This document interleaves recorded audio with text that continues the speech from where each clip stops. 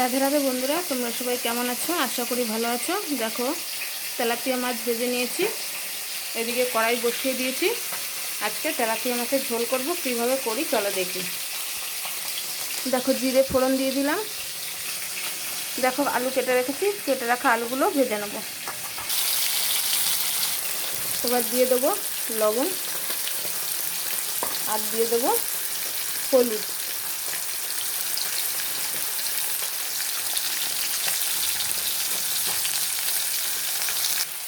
এবার দিয়ে দেবো শুকনো লঙ্কার গুঁড়ো, দিয়ে একটু নাড়িয়ে নেবো।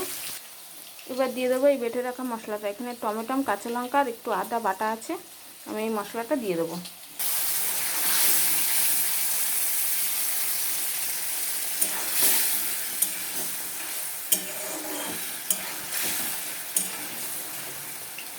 ভালো করে কষিয়ে নেব। আমার মশলা কষানো হয়ে গেছে, দেখো তেল উঠে এসছে। এবার আমি দিয়ে দেবো জল।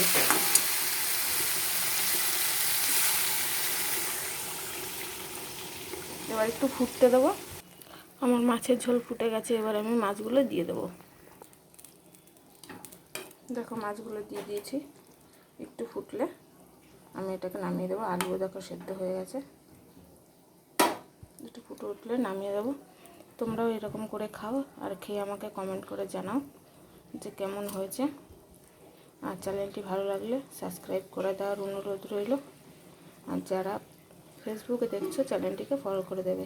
রাধে রাধে বন্ধুরা।